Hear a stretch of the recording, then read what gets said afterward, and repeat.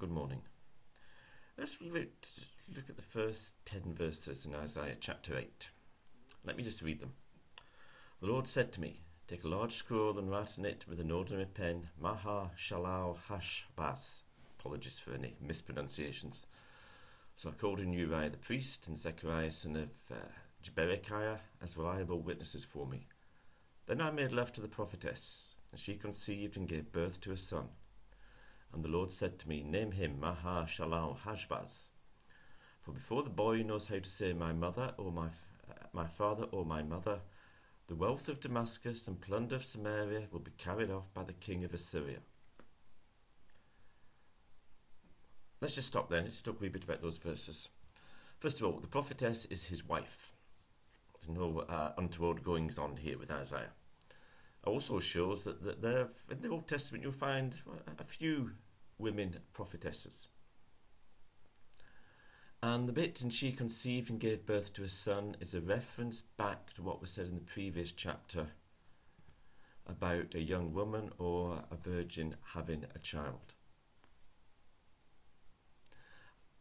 That verse in chapter 7, it's quoted by Matthew, talking about the virgin birth of Jesus.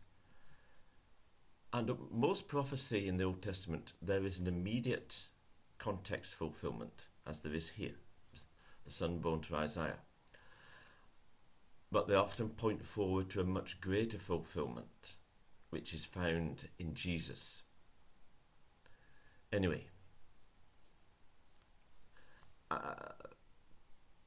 Judah had been worried about Samaria, or the northern kingdom of Israel, and worried about Aram. And God's saying, you don't need to worry about this lot. Before this boy is very old at all, Assyria will have conquered both those nations.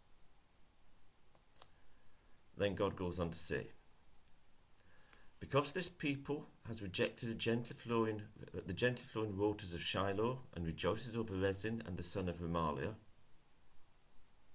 therefore the Lord is about to bring against them the mighty flood waters of the Euphrates, the king of Assyria with all his pomp. It will overflow all its channels and run over all its banks and sweep on into Judah, swirling over it, passing over it and reaching up to the neck. Its outspread wings will cover the breadth of your land, Emmanuel." What that is saying is that Judah is trusting in men. They thought, well, if we make a proper alliance with Aram and Samaria, then we'll be safe. And God's saying, precisely because you trust in the wrong things, you will be defeated. Assyria will come against you. Aram and Samaria will be quickly defeated by Assyria, completely overwhelmed. And saying Assyria will overrun almost all of your land. Where it says "and reach up to the neck," that means they will get to the walls of Jerusalem, but they wouldn't actually conquer it, as we'll see much later on. So it's important that we trust in God and not in other things. Now, Assyria was a very real threat. They killed people. The coronavirus is a very real threat. It kills people. But our trust needs to be in God. And it's not just that that's the best thing to do, but it's a nice thing to do. To do anything else is futile. The last 2 verses of this section. "Raise the war cry, you nations, and be shattered. Listen, all you distant lands. Prepare for battle and be shattered. Prepare for battle and be shattered. Devise your strategy, but it will be thwarted.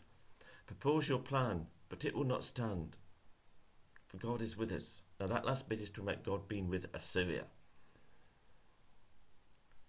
And if our trust is not in God, then our plans will not succeed. Conversely, when our trust is in God, our plans suddenly become much more successful. The primary